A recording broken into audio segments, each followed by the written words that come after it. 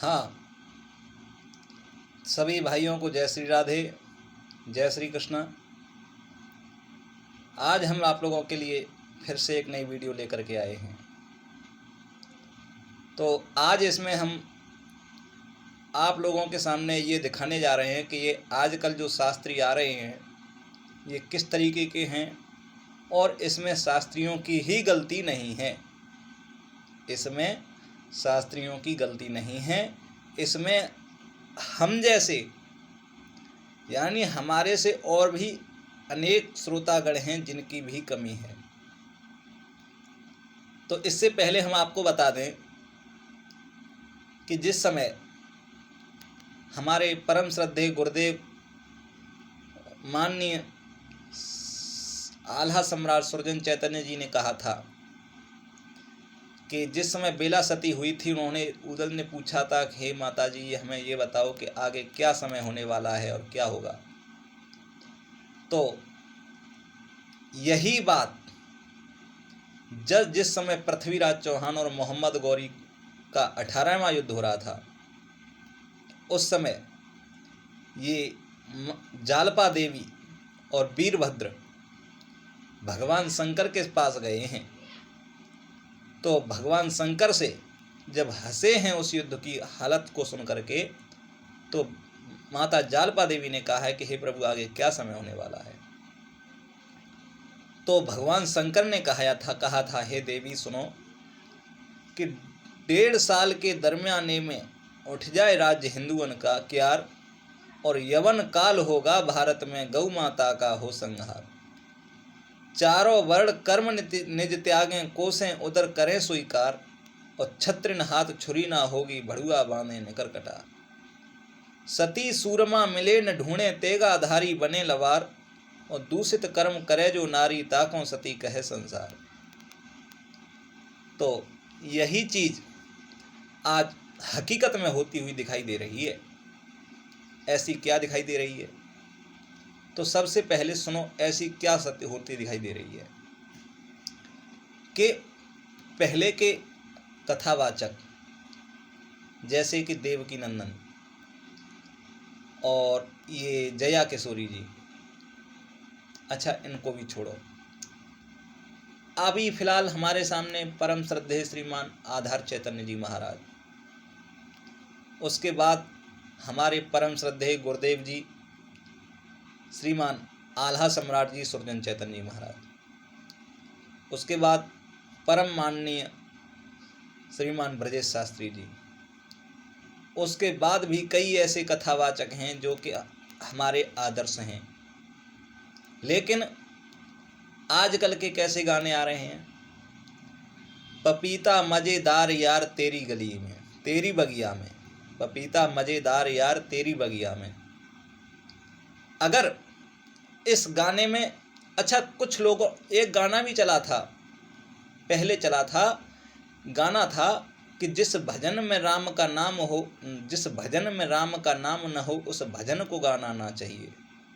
कई लोगों ने गाया है, जिस भजन में राम का नाम न हो उस भजन को गाना ना चाहिए। लेकिन आजकल के शास्त्री क्या निकाल रहे हैं कि पपीता मजेदार यार तेरी बगिया में। भाई इस गाने में क्या रहस्य है?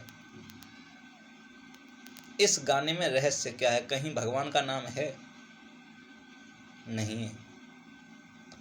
और दूसरी बात, इस गाने को सुनने वाले उस कलाकार की भी गलती नहीं है, उस कलाकार की गलती नहीं है, गलती हमारे सुनने वालों की है।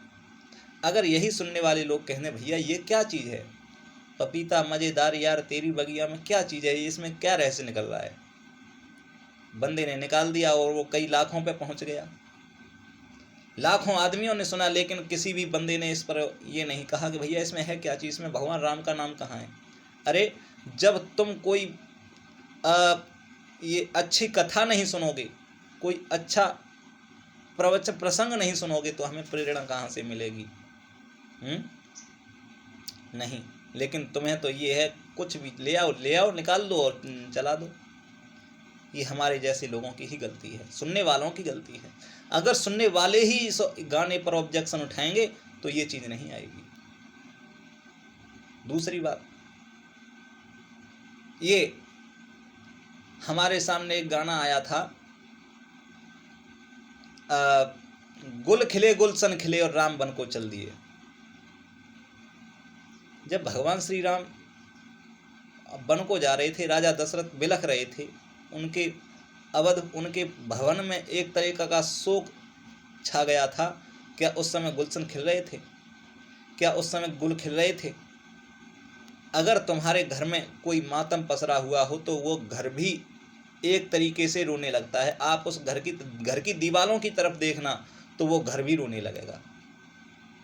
और अगर तुम्हारे घर में कोई खुशी है, अगर तुम्हारे घर में कोई शादी है, तो आप एकांत में जा कर के देखना, तो तुम्हारे घर की दीवारें भी एकदम खुशी से, ऐसा लगेगा कि दीवारों पर भी कोई खुशी नाच रही है। ऐसा नहीं, अगर जिस तरीके का माहौल होगा उसी तरीके में तुम्हारे घर परिवार जो भी कुछ है, बाग बगीचे हैं, वो सब उसी तरीके के दिखाई देंगे। लेकिन सुनने वालों ने उस पर भी कोई वो नहीं किया। अच्छा, दूसरी बात, हमारे सामने ये कई आल्हा के वॉल्यूम आए, जैसे कि विजय सिंह का विवाह, वीर सिंह का विवाह। परम श्रद्धेय श्रीमान सुरजन चैतन्य जी महाराज ने कहा है, फुलवा सती में जब फुलवा सती होने के लिए जा रही थी तो उनके बाल बच्चे, दोनों बच्चे रो रो कह रहे थे, हे माँ तुम हमें छोड़ करके कहाँ जा रही हो। अच्छा, ये तो रही आला सम्राट जी की बात। तो हमने अभी कल सुना था विजय सिंह का विवाह और वीर सिंह का विवाह, जिसमें आल्हा, ऊदल, परमाल, ब्रह्मा ये सब हैं।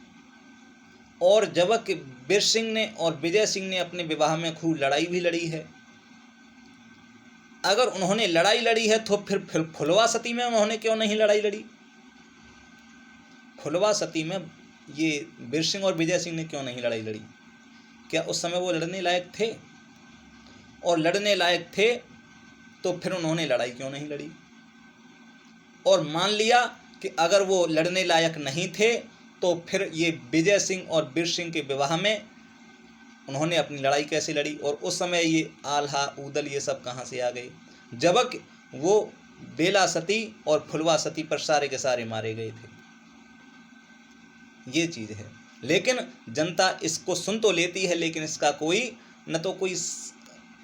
न तो इसका कोई जवाब है, न कोई कुछ है। बस कहानी निकाल दी, सुनने वालों ने सुन लिया। जनता भी बेवकूफ़ों की तरह सुन लेती है। लेकिन हम नहीं सुनेंगे इस चीज़ को, सुनेंगे लेकिन उसमें गलती देखेंगे, गलती क्या है ये है। तो भैया, हमारी सभी सुनने वालों से, सभी श्रोताओं से ये विनती है कि भविष्य को सुधारो।